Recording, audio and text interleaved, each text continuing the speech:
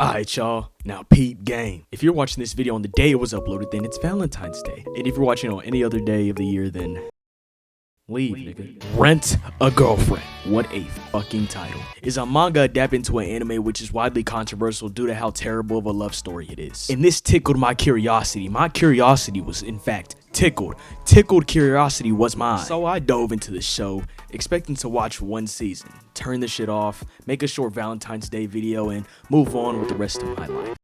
I ended up watching all 4 seasons.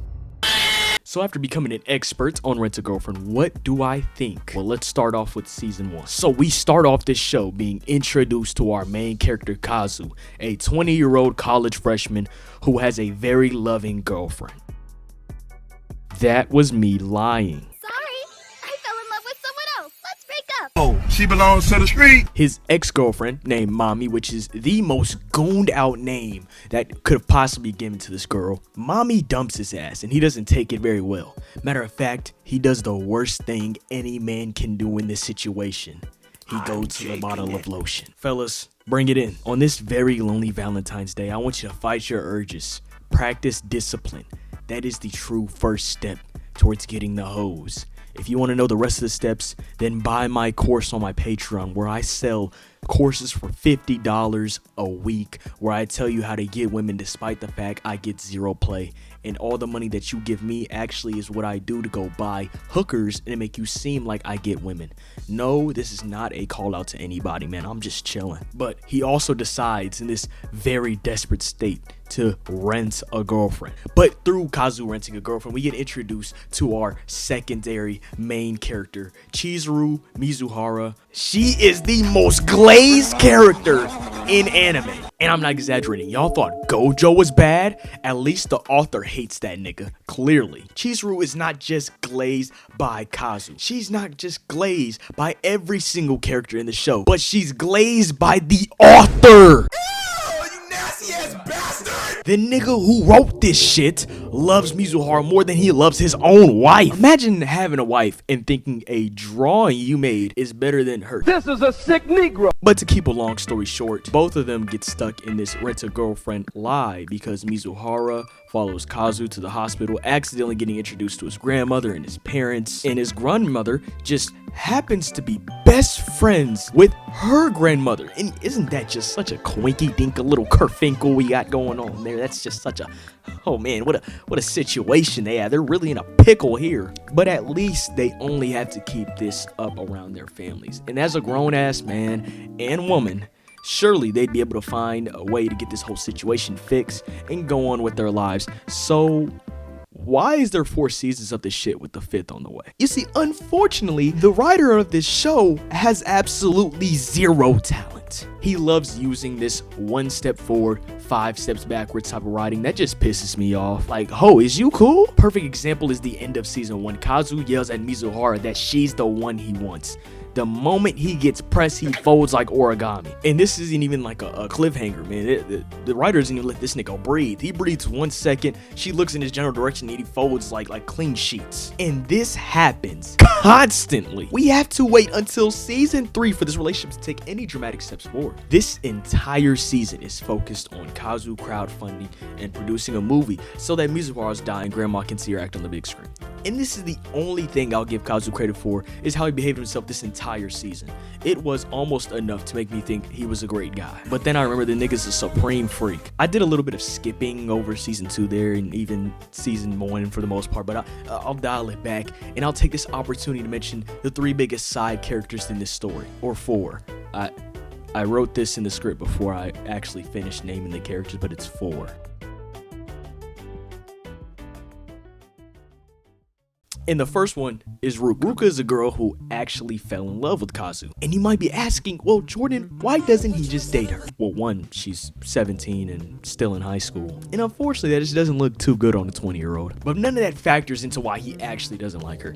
The only reason he doesn't take that down is because he's in love with Mizuhara. Yeah, I guess I kind of skipped over that part. He fell in love with his rent-a-girlfriend. I don't know how you do that. I don't know why. But this is the equivalent of a nigga saying the the stripper and saying, oh man, you know, she's really feeling me. Yeah, I bet she is, man. She's feeling that $400 you got in your pocket, man. She taking you for the quarters, pennies, nickels, dimes. But Ruka tries her best. I mean, she tries her damnness. At one point, she traps them in a sex hotel. She then tries to make his family fall in love with her. That doesn't work. She then just straight up assaults him at one point in time. And really, she just takes it to the extreme at any point she can. But none of it works because Kazu is just that down bad for Mizuhara. Like I said earlier, he made an entire, not even made, crowdfunded from the ground up and made an entire movie just to make her happy, just to make her and her grandmother happy. The problem with this is he puts in no work to make this relationship a reality, but luckily he had a great wingman to aid him, or should I say wing woman. Sumi as a character is great. She's one of the few good people in the show. If it weren't for her one major flaw, she's obviously jailbait. I want this nigga hung by jumper cables. This character is short, quote unquote petite, and worst of all, mute. She doesn't know how to speak words. Hell no, man. Flag on the field, unnecessary freakery. And again, it may be my Western mindset, but if that makes me wrong, dog, I don't want to be right. And it makes me mad because she's a great character. She's the most logical mind in the show, despite the fact the show wants you to believe it's Mizuhara. She's an absolute idiot. She's a dumbass. I'll talk about it later. Sumi's way of giving Kazu the keys to the castle reminds me of one Christopher Emmanuel Paul. She passes the rock with so much elegance. She makes sure the whole team eats. And the worst part about it is she's playing with the biggest sellout ever. Kazu gets all the great advice he could ever ask for, the greatest advice in the world, and he barely does anything with it. Like, you hear me say earlier that the show is addicted to taking one step forward and two steps back. Yeah, that's exactly what Sumi has to deal with, unfortunately, giving this nigga amazing passes. He'll get one little layup and then miss 5 threes in a row. But you see, when you do that as a writer, you kind of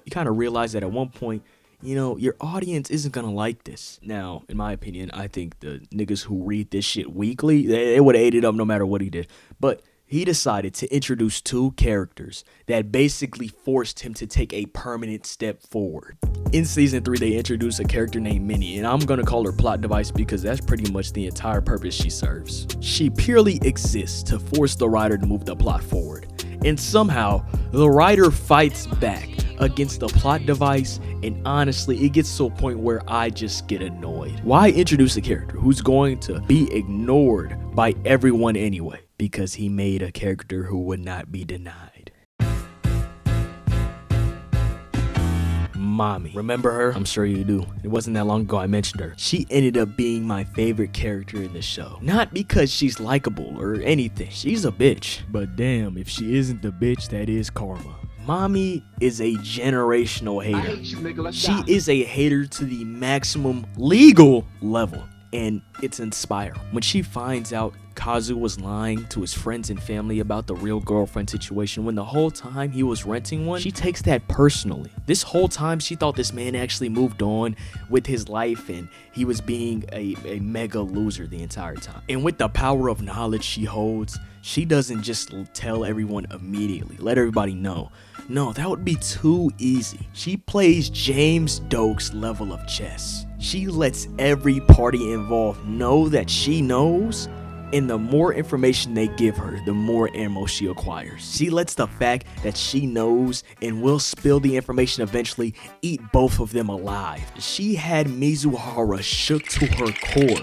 And I'm not gonna lie, the show got especially good during one particular episode, which is episode 7 of season 2. Mami swung by Kazu's place for God knows what reason while Mizuhara was there and even opened his door without permission. And they're hiding from her like she was an assassin, man. In reality, Mizuhara was already shook by their first interaction at the end of season 1 when Mami revealed that she found out about what was going on. And that scene was the reason this video turned into a review of the entire show instead of the first season only.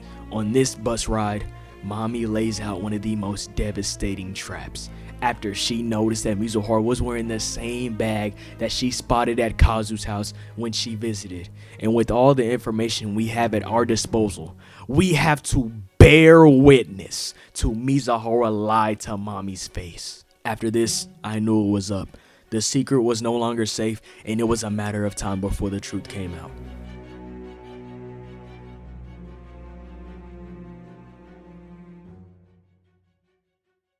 Mami is mostly absent from the show after that, besides the times she shows up here and there, learning new information about the situation. But for the most part, she's not really a threat in the next 2 seasons. But there is a moment where Ruka claims to be Kazu's girlfriend right in front of her, making things even more messy and just giving her more ammo that she didn't need. But hey, Ruka is a sellout in this show. I don't really get it. I don't really dive into that in this video. But man, she is a Hall of Fame sellout. But all of this was building up to season 4, where everything boils over. In season 4, all the main players are brought together for one of the messiest, drama-filled seasons of the show. And I'm not gonna lie to you, G, this shit was garbage.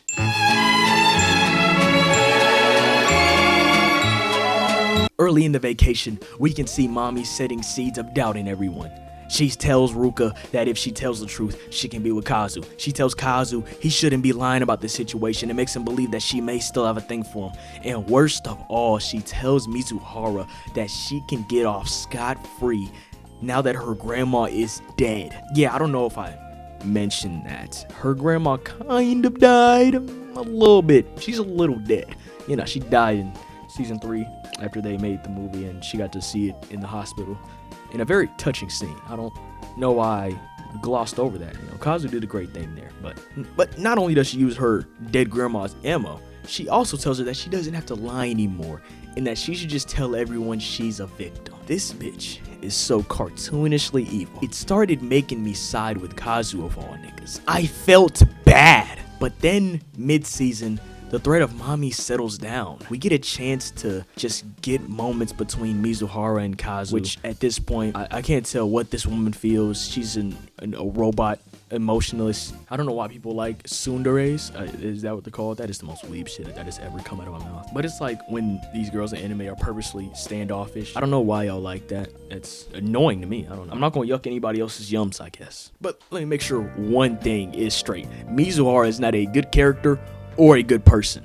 She's given the most sad and artificial backstory, having lost both parents and both grandparents, having no one else to call family, which is a trope in anime that pisses me off. It's an automatic feel bad for me card. I hate when shows pull it, with obvious exceptions like Demon Slayer, Naruto, and Jujutsu Kaisen. You know, they do it great. But on top of that backstory, she's perfect at everything. She's athletic, she's fine, she's smart, even though the show obviously shows that she's not intelligent. It wants to convince you that she's intelligent, so I'm gonna let that slide. Every time she does anything, she's glazed endlessly. Like, one point it becomes uncomfortable with how much of her meat is enlarged in the writer's throat. So how does this perfect specimen fall in love with this dweeb? A combination of trauma bonding, grand gestures, and vouchers. That's literally it. That's what it is. He does nothing. He doesn't spit no game. You thought in a show like this they was gonna spit game? They grow closer after the death of her grandmother and crowdfunding an entire movie. But the worst reason they fall in love for each other is vouchers. Once a season, Kazu's family basically begs Mizuhara to stay with him. In season 1, it was his best friend. Every time his grandmother appears on screen, she basically rolls out the red carpet for him, including giving her a family heirloom because she thinks she's the one. And this family heirloom is a ring, by the way. The family married ring. I don't know why that's a thing, first of all. That ring is expensive. But in season 4, Kazu's mother is basically the one who's gonna give Mizuhara some sob story or some funny story about Kazu practically begging her to marry her son. Mizuhara is gaslit constantly by everyone around him to love this man. And it is to the point, where does this count? Can we really call this bag work? Back on topic, season 4 ends with Kazu ready to confess to Mizuhara. At this point, Mami is looming. She is ready to spill the beans. Also, I don't think I ever explained this, but like, she's just on this vacation just because. It's never explained why. I mean, her family just happens to be on vacation. When they're on vacation, oh, quirky, cool. That's literally the explanation. Don't ask me. This nigga can't write. But basically right now, Kazu has nothing to lose. So he runs in full speed to the church, bursts through the doors, looks Mizuhara in her eyes, and proclaims, Mizuhara, hear me out. If y'all take one piece of advice from me, listen well. If you are asking a girl out and it starts with hear me out, throw that shit out the window. She is not letting you near her. And if I find out any of you in your cartoon life has ever done this, I'm committing seppuku. Nuke the whole generation. If it were up to me, I would drop an atomic bomb on the whole generation. At least Kazu is taking a step forward, and Mizuhara surely will respond in a mature way. She ran away. She ran away! But Kazu isn't going for that. He grabs and flag on the play. Illegal touching on the offense. That is a 15-yard penalty. Mizuhara rips away, running from him.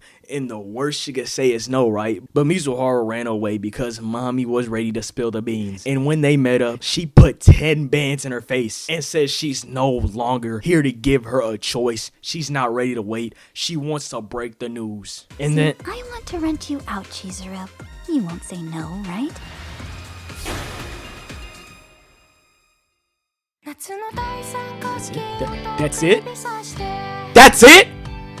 What do you mean that's it? Can this show wrap up one storyline ever? And that's the problem with this show. It's pump fake after pump fake after pump fake after pump fake after pump fake after. This show never ends. It keeps adding arbitrary reasons why they can't come clean, or they can't date, or they can't do this, they can't do that. How about y'all can't breathe? How about that? Your life serves zero purpose. You should kill yourself now. The writer refuses to change anything in the status quo because he's a hack. And the people who pay for this manga weekly, this bullshit should get you jailed for reading. And after all that, you'd think I'd hate the show. And you'd be wrong. Do I think the show sucks? Yes. Is this show every lame nigga's fantasy? Absolutely. Is this show easily consumable slop that entertains you? Of course. I'm not gonna lie now. I'm not gonna lie. It's not good. This show was so dumb. But goddamn it, if it didn't know how to keep a nigga staring at the screen. It's like All American, which is a show that deserves its own video. But the show is so bad, it circles back around to being good. Are there aspects of the show I would remove or tweak? Yes, this shit is very suspicious to watch on my TV, and I feel dirty watching it every time. But am I excited for season 5 in a sadistic kind of way? Yes, I can't wait to see how this plane crash transpires. You know, I mean, it's great. You know, unfortunately, there's some dead bodies there, but man, if that isn't one of the craziest positions a corpse has ever been in my life. Anyways, I'm on page 8 of the script. And if I want to get this video out by Valentine's Day, I'm going to have to put in some work. So do me a favor, leave a like on the video, twin.